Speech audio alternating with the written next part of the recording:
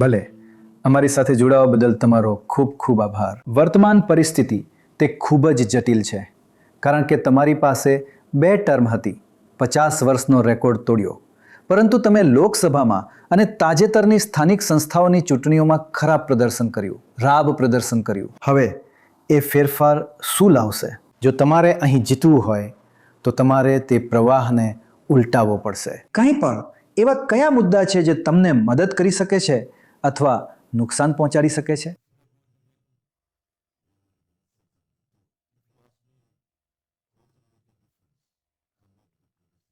બરાબર.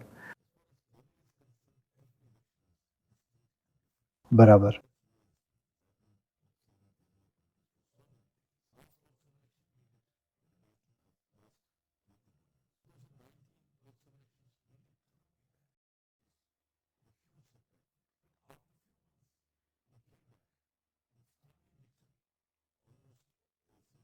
શાનદાર.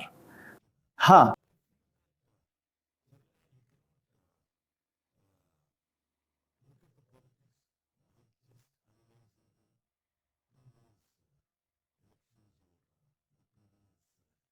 વસ્તુઓ ખૂબ જ ઝડપથી બદલાય છે.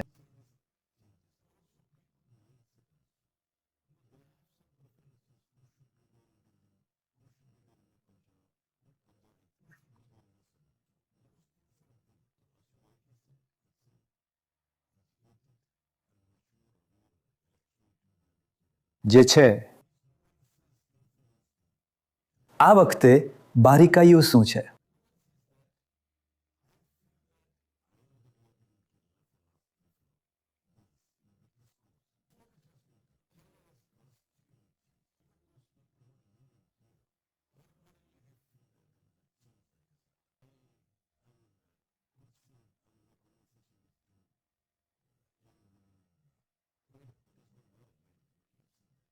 એ જ ક્ષણે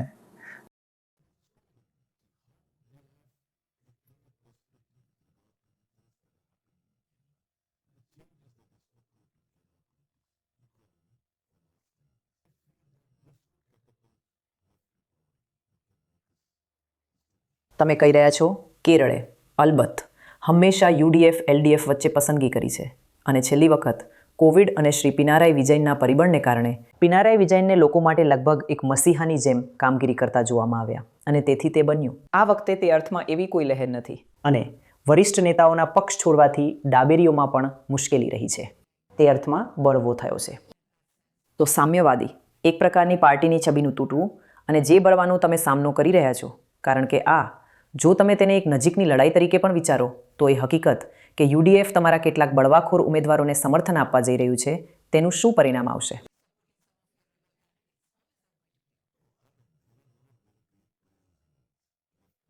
કોઈ 63 વર્ષના અનુભવવાળું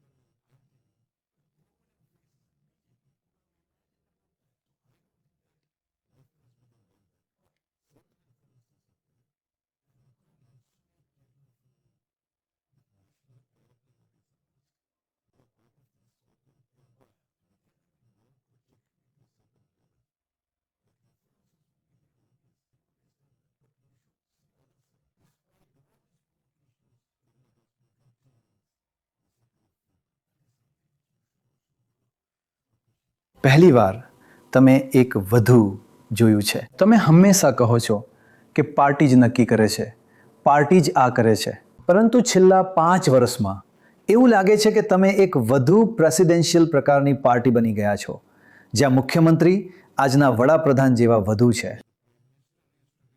જો તમે કેરળમાંથી પસાર થાઓ તો એ એક પ્રેસિડેન્શિયલ પ્રચાર જેવું છે, તમે જાણો છો. તો શું બદલાયું છે અને શું આ એવું કંઈ છે જે કેરળના લોકો સ્વીકારશે કે તેઓ ખુશીથી સ્વીકારશે?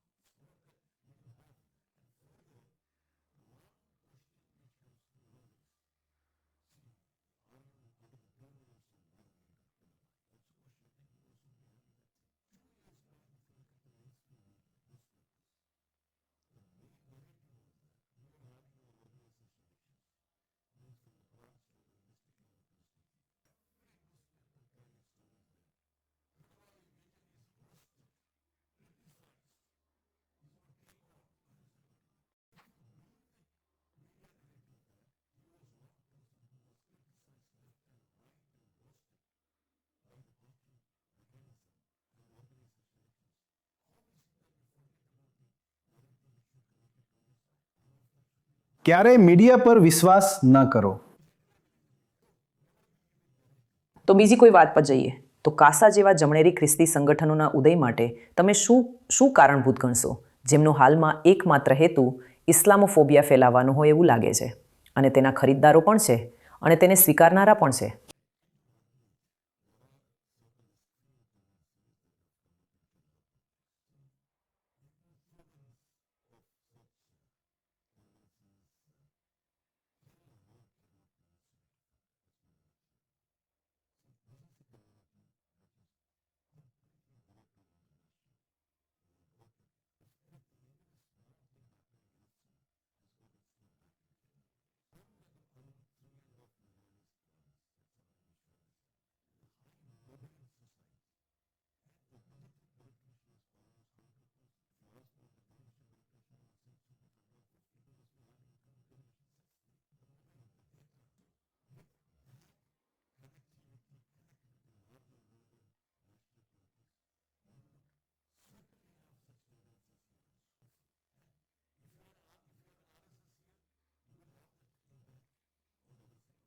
પણ પહેલાં ક્યારેય આવું નહોતું. અમે હવે આ વધુ જોઈ રહ્યા છીએ, ખાસ કરીને કેરળમાં.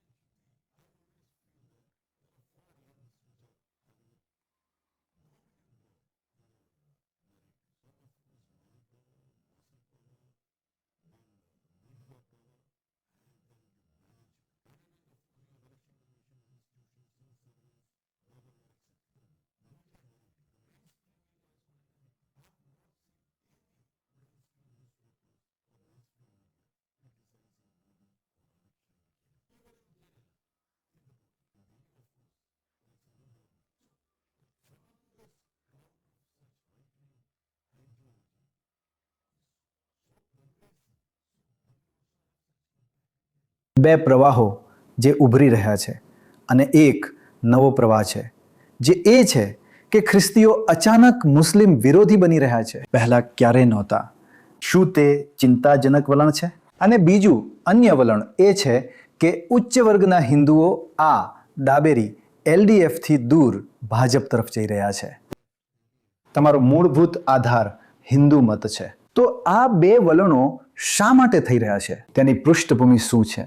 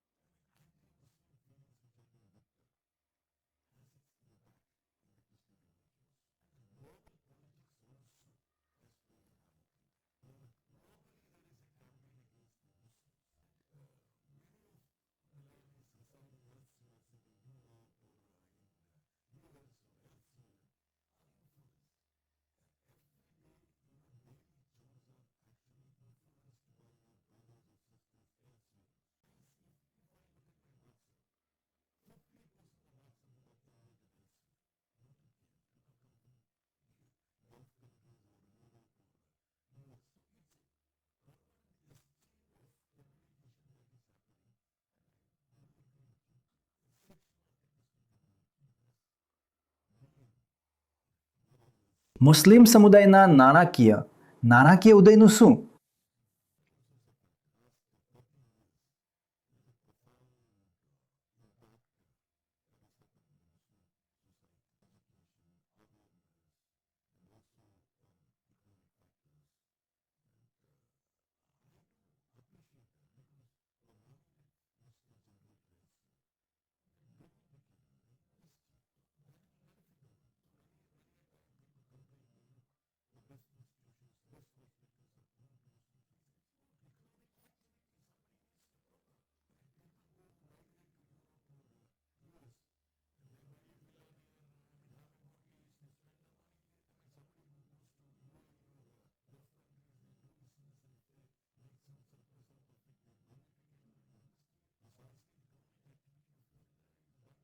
પણ ખ્રિસ્તીઓ માટે પ્રભુત્વ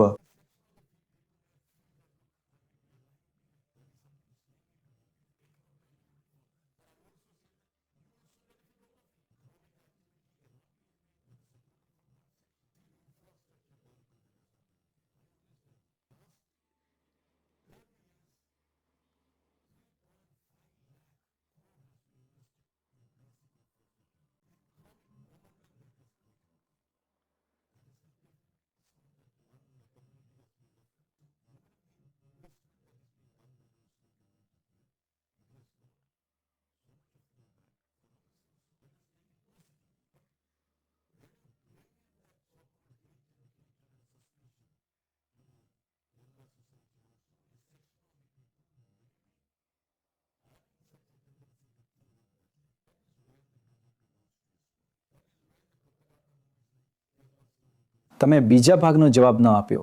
હિન્દુઓ એલડીએફથી શા માટે દૂર જઈ રહ્યા છે? અને તમારો શબરીમાલાનો કહેવાતો યુટર્ન પણ એક કારણ છે. તે પણ એક કારણ અસર છે, ખરું ને? મારો કહેવાનો અર્થ એ છે કે તેઓ દૂર જઈ રહ્યા છે અને તમે કહેવા માંગો છો, ના, અમે તે વલણ અપનાવવાના નથી.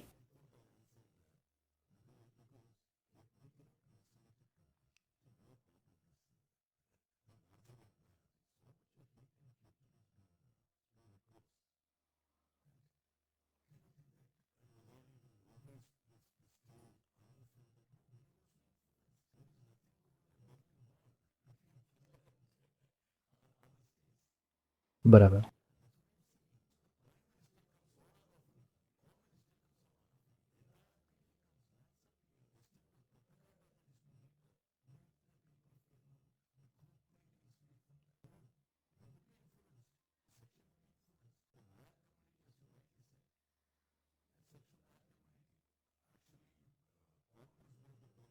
તો શું તમારે તેના કારણે તમારા રાજકીય વલણને ફરીથી ગોઠવવું પડ્યું?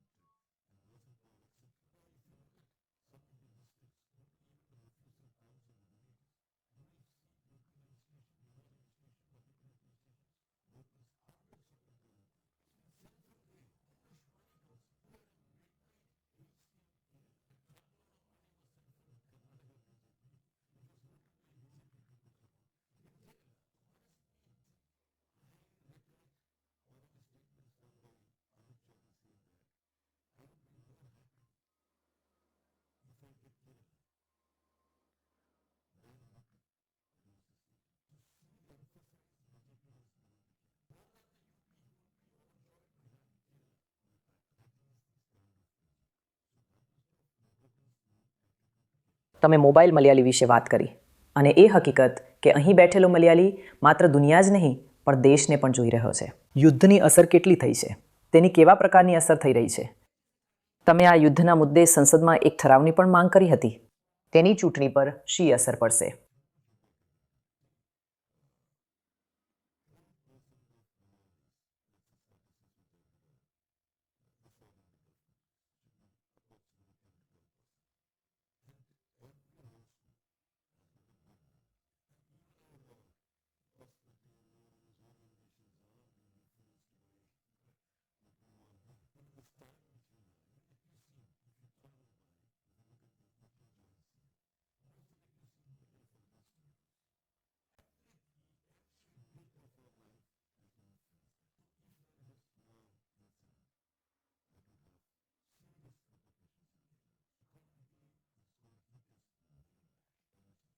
પણ મને લાગે છે કે ચૂંટણીઓ પર તેની શું અસર થશે.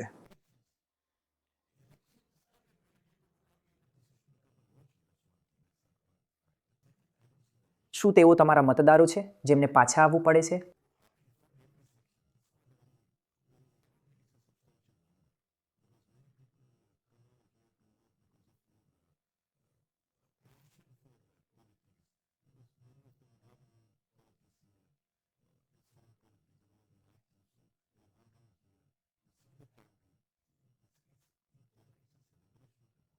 એક પ્રશ્નનો જવાબ આપી શકાય, ચૂંટણી પર કોઈ વાસ્તવિક અસર નહીં. તમે અને કોંગ્રેસ બંને એકબીજા પર ભાજપ હોવાનો આરોપ લગાવતા રહો છો, પરંતુ 2024માં દક્ષિણ અને મધ્ય વિસ્તારમાં તમે ઘણા બધા મતો ગુમાવ્યા, અને મુખ્યત્વે ભાજપને. તો શું કોંગ્રેસને બદલે ભાજપ તમારો અસલી દુશ્મન નથી? જે તમે જાણો છો 38% અને 41%ની વચ્ચે અટવાયેલી હોય તેવું લાગે છે. તમે આ પ્રદેશોમાં 10%, 12% નીચે ગયા અને 10% ભાજપને ગયા. તો શું તમે ભાજપ વિશે વધુ ચિંતિત નથી? અને તેમને પાછા ધકેલ્યા વિના તેમને પાછા તમે ખરેખર જીતી શકતા નથી.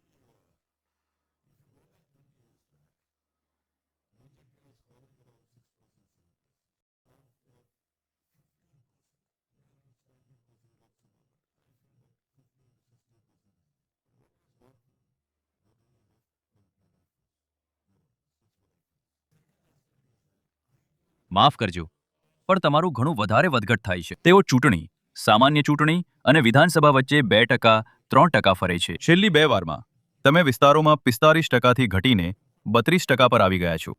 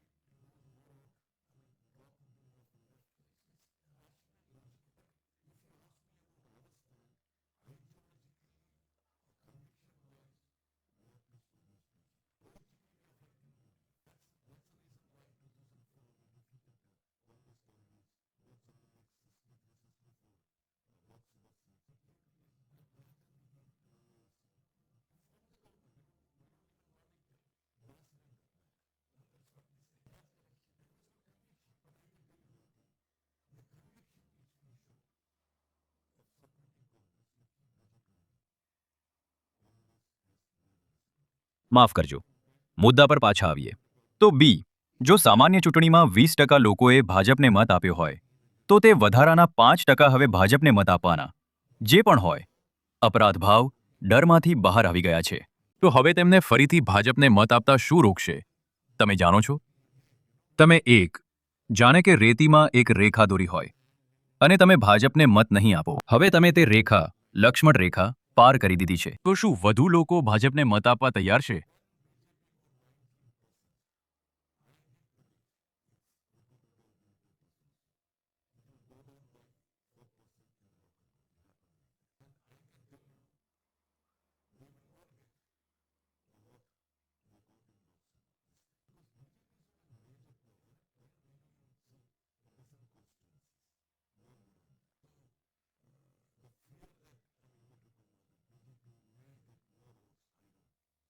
કે તમે નુકસાન પહોંચાડશો, કે ભાજપ તમારી પાર્ટીને વધુ નુકસાન પહોંચાડશે?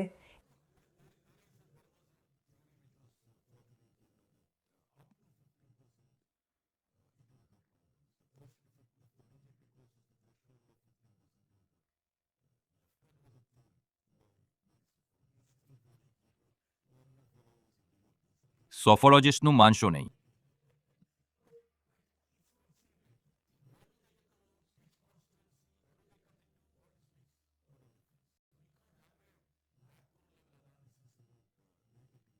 તમે જાણો છો, તમે મુસ્લિમ સમુદાયની વધતી જતી આર્થિક મક્કમતા વિશે વાત કરી રહ્યા હતા, અને તે એક સારી વાત છે, પરંતુ એક વધતી જતી રાજકીય મક્કમતા પણ છે. મુસ્લિમ લીગ ઉપરાંત હવે જમાતે ઇસ્લામીનો વધતો જતો પગપેસારો છે, જે હિન્દુ અને ખ્રિસ્તીઓ જેવા અન્ય ઘણા સમુદાયોને અસુરક્ષિત બનાવી રહી છે.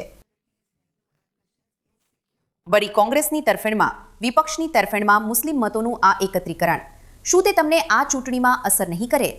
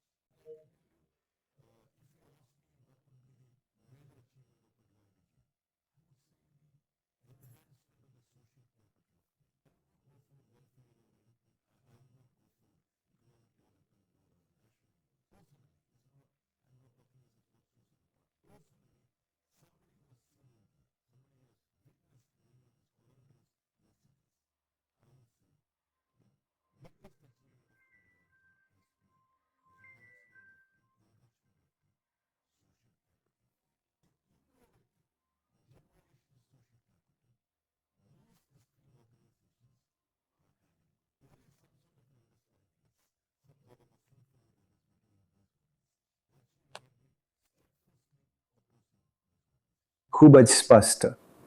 આભાર. બસ આ ખૂબ જ જટિલ ચૂંટણીના સારાંશ સાથે સમાપ્ત કરો. એક સરળ કે 3 મુખ્ય મુદ્દાઓ કયા છે? અને પછી અલબત્ત કોણ જીતવા જઈ રહ્યું છે? સરળ.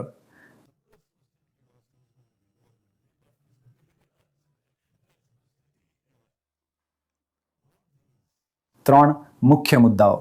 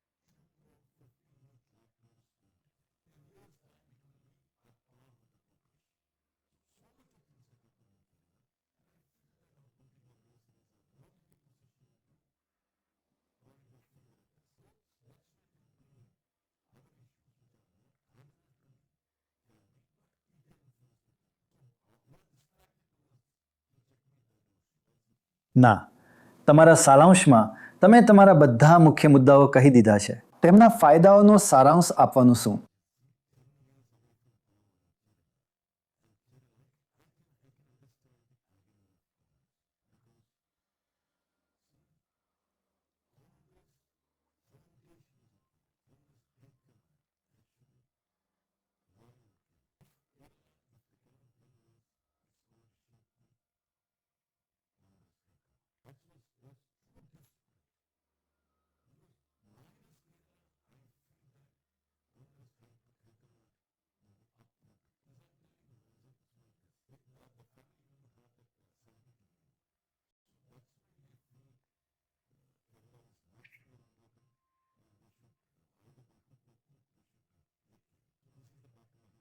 અને ભાજપ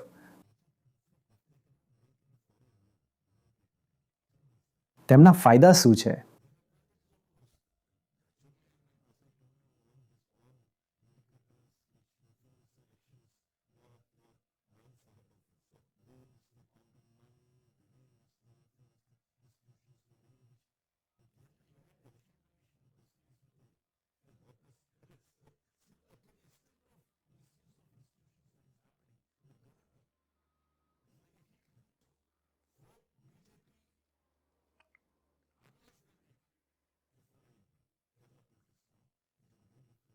સીપીએમનું શું?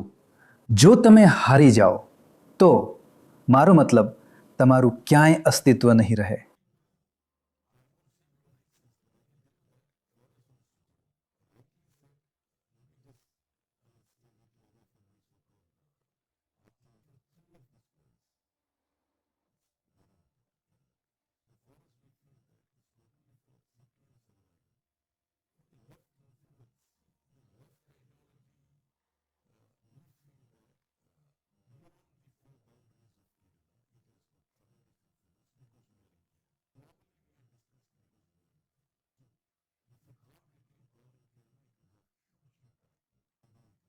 તો તમે જે કરી રહ્યા છો તે એક નવા ડાબેરી પક્ષને રજૂ કરવાનું છે.